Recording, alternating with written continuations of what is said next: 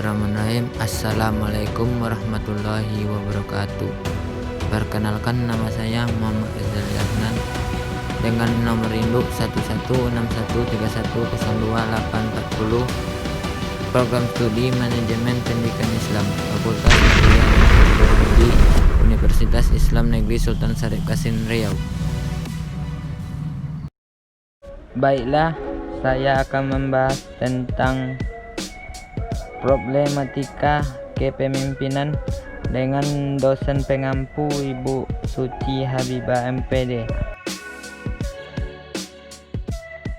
Baiklah, kita masuk dengan materi yang pertama. Materi yang pertama saya bahas yaitu apa itu pemimpin. Pemimpin adalah orang yang mendorong dan menggerakkan orang lain agar mau bekerja sama mencapai tujuan yang telah ditentukan. Yang selanjutnya, apa itu kepemimpinan? Kepemimpinan adalah proses saling mempengaruhi antara pemimpin dan pengikut untuk mencapai tujuan tertentu. Kepemimpinan merupakan kemampuan untuk mempengaruhi dan menggerakkan orang lain guna mencapai tujuan tertentu. Baik, yang selanjutnya, hal-hal yang harus dimiliki seorang pemimpin. Yang pertama, memotivasi diri. Yang kedua, kemampuan berbicara di muka umum. Yang ketiga, pemahaman teknik alat kendali mutu. Yang keempat, kemampuan memecahkan masalah dengan sistem. Yang kelima, transfer pengetahuan kepada bawahan. Yang keenam, memotivasi bawahan. Yang ketujuh, mengenali karakteristik bawahan. Yang kedelapan, keinginan mengetahui perkembangan. Yang kesembilan, keinginan melakukan perubahan. Yang kesepuluh, sikap mental. Yang kesebelas, citra diri. Baik, yang selanjutnya, tugas pemimpin. Yang pertama, mengantarkan atau mengarahkan. Yang kedua, mengetuai. Yang ketiga, mempelopori atau merintis. Yang keempat, memberi petunjuk, nasihat dan petua. Yang kelima, memberi bimbingan. Yang keenam, membina untuk meningkatkan pengetahuan dan keterampilan anggotanya. Yang ketujuh, menggerakkan. Baik, yang selanjutnya, gaya kepemimpinan. Yang pertama, teori McGregor dengan asumsi bahwa orang dipaksa, dikendalikan dan diancam dengan hukuman untuk mau bekerja. Yang kedua, teorinya McGregor dengan asumsi bahwa bekerja pada hakikatnya sama dengan bermain atau beristirahat. Orang-orang akan mengendalikan sendiri untuk mencapai tujuan. Mereka mempunyai potensi, kepandaian dan kreativitas.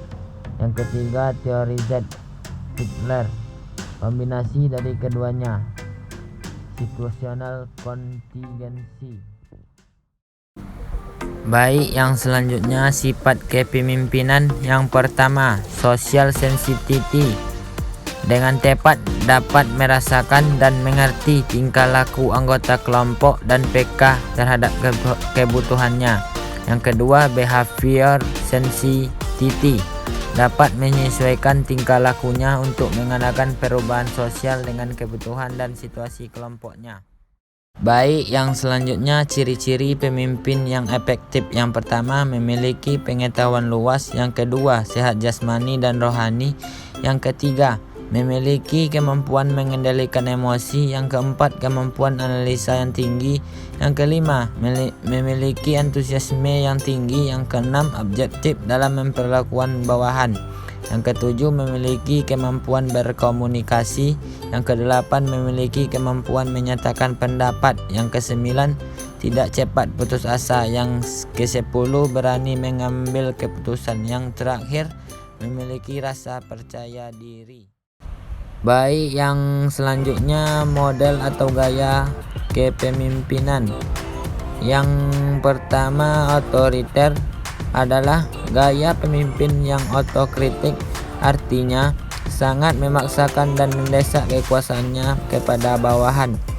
Yang kedua, laissez-faire, adalah pemimpin yang memberikan kepada bawahan. Yang ketiga, demokratis, pemimpin yang bersikap tengah antara memaksakan kehendak dan memberikan kelonggaran kepada bawahan. Yang selanjutnya, ciri-ciri gaya kepemimpinan otoriter. Yang pertama, selalu memerintah. Yang kedua, tidak mau menerima saran dari bawahan. Yang ketiga, tanpa musyawarah. Yang keempat, hanya mementingkan diri sendiri dan kelompok. Yang kelima, memberikan tugas mendadak. Yang keenam, memaksakan kehendak. Yang ketujuh, setiap keputusannya tidak dapat dibantah. Yang kedelapan, kekuasaan mutlak ada pada pimpinan. Yang kesembilan, hubungan dengan bawahan kurang harmonis. Yang ke-10, tanpa kenal ampun atas kesalahan bawahan. Yang ke-11, kurang percaya pada anak buah.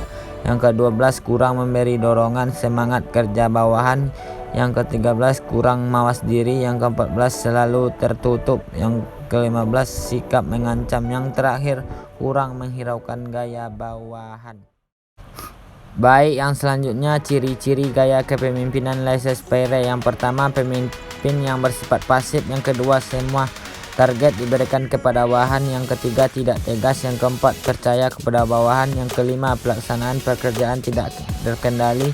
Yang keenam, mudah dibohongi bawahan. Yang ketujuh, pemimpin kurang kreatif. Yang kedelapan, rasa tanggung jawab kurang. Yang kesembilan, kurang berwibawa. Yang ke-10, menghargai pendapat bawahan. Yang ke-11, menjunjung tinggi hak asasi. Yang ke-12, kurang bermusyawarah. Baik, pembahasan saya yang terakhir, ciri-ciri gaya kepemimpinan demokratis. Yang pertama, adil dan bijaksana. Yang kedua, memiliki rasa tenggang rasa. Yang ketiga, suka bermusyawarah. Yang keempat, tidak mementingkan diri sendiri. Yang kelima, tidak sombong. Yang keenam, lapang dada dan terbuka. Yang ke-7, selalu menerima kritik dari bawahan. Yang ke-8, menciptakan suasana kekeluargaan. Yang ke-9, menghargai pendapat bawahan. Yang ke-10, mau membimbing bawahan. Yang ke-11, percaya pada bawahan. Yang ke-12, tidak ada jarak dengan bawahan. Yang ke-13, komunikatif dengan bawahan. Yang ke-15, partisipatif dengan bawahan. Sekian hasil pembahasan dari saya. Mohon di like and comment dan subscribe.